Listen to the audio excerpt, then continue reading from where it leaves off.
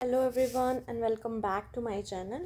सो आज मैं आप लोगों के लिए क्वेश्चंस लेके आई हूँ स्ट्रक्चरल ऑर्गेनाइजेशन इन एनिमल्स के लिए। कुछ इंपॉर्टेंट प्रैक्टिस क्वेश्चन है, बहुत सारे क्वेश्चंस इसमें से रिपीट होने के चांसेस हैं।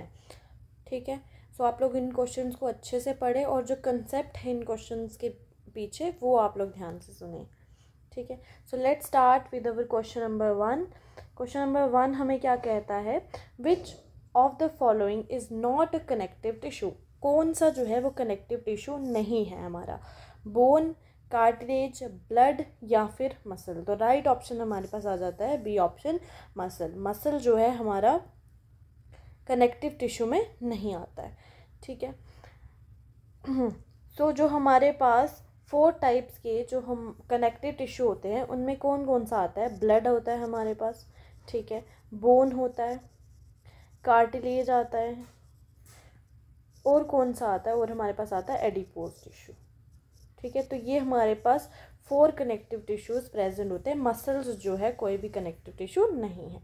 चलो जी, सेकंड क्वेश्चन पे हम आ जाते हैं। Goblet cells are, goblet cells क्या होते हैं, एंडोक्राइन होते हैं इन फंक्शन या फिर एक्सोक्राइन होते हैं, नर्व सेल्स होते हैं या सेंसरी सेल्स। तो गोबलेट सेल क्या होते हैं, एक्सोक्राइन सेल्स होते हैं इन द फंक्शन। ये बेसिकली यूनिसेलुलर होते हैं जो एपिथेलियल लाइनिंग में प्रेजेंट होते हैं। ठीक है, जैसे हमारी कोई भी एपिथेलियल लाइनिंग है, मान लो कि हमारे गट की एपिथेलियल लाइनिंग है या फिर हमारे रेस्पिरेटरी ट्रैक्ट की एपिथेलियल लाइनिंग है, तो वहाँ पर हमारे पास कुछ सेल्स होते हैं जो कि प्रेजेंट होते हैं, उनको हम लोग बोलते हैं गोबलेट सेल्स।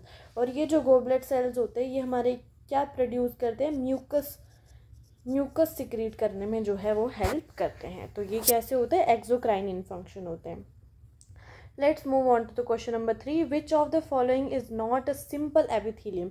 कौन सा सिंपल एपिथेलियम नहीं है, simple squamous, simple cuboidal, stratified squamous and simple columnar. तो ऑप्शंस में ही आंसर है। अब सिंपल पूछा है हमें तो सिंपल नहीं है, तो ये सिंपल हो गया, ये भी सिंपल है, ये भी सिंपल है। तो हमारे पास राइट ऑप्शन क्या आ जाएगा, सी ऑप्शन।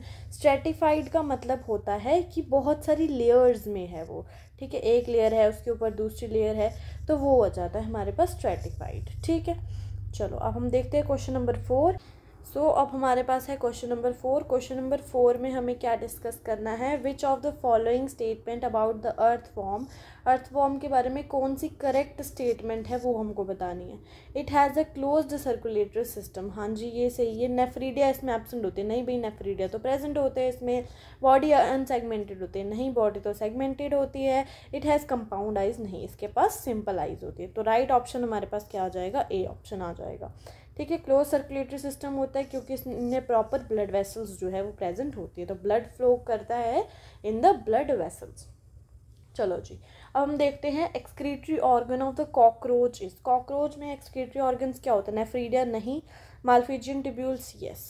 ठीक है, मालफिजियन ट्यूब्यूल्स होते हैं, फ्लेम सेल्स नहीं होते, ग्रीन ग्लैंड्स नहीं होते। ठीक है, अब आ जाते हैं क्वेश्चन नंबर 6 में। The body cavity of the cockroach is called. जो बॉडी कैविटी होती है कॉकरोच की उसको क्या बोलते हैं हम, उसको हम बोलते हैं हेमोसील।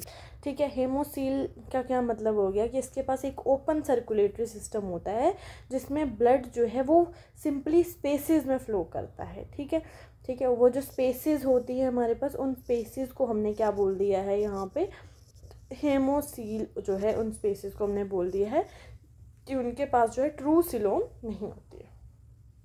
ठीक है, चलो नेक्स्ट बात करते हैं। In frog Rana tigrina the heart is. Frog के बारे में पूछ रहा है कि हार्ट जो है वो कैसा होता है, 2 चैम्बर्ड होता है, 3 चैम्बर्ड होता है, 4 चैम्बर्ड होता है या 5 चैम्बर्ड। तो फ्रॉग के अंदर हमें 3 चैम्बर्ड हार्ट देखने को मिल जाता है।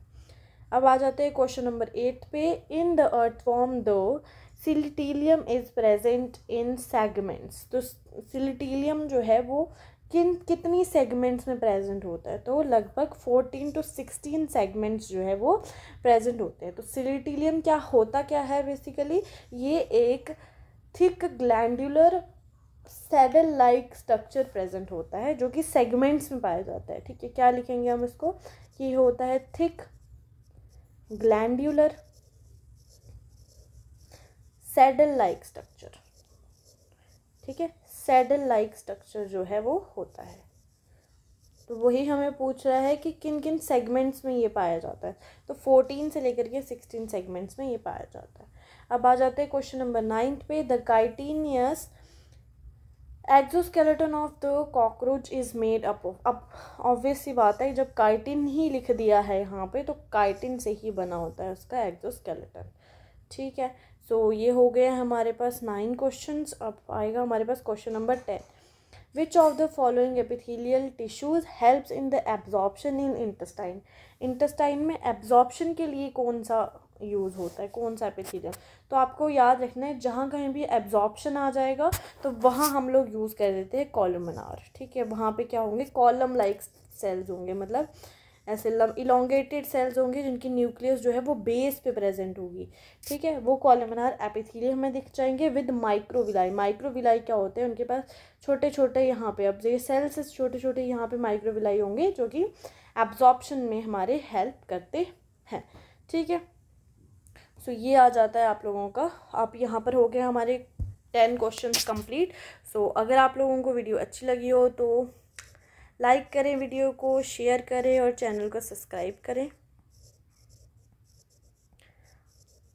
और अगर आपको ऐसी ही वीडियोज़ और चाहिए या फिर किसी भी और टॉपिक पे वीडियो चाहिए तो प्लीज़ मुझे कमेंट सेक्शन में बताएं, ताकि मैं आप लोगों की उस टाइप की वीडियोज़ जो है मैं आप लोगों के लिए ला सकूं।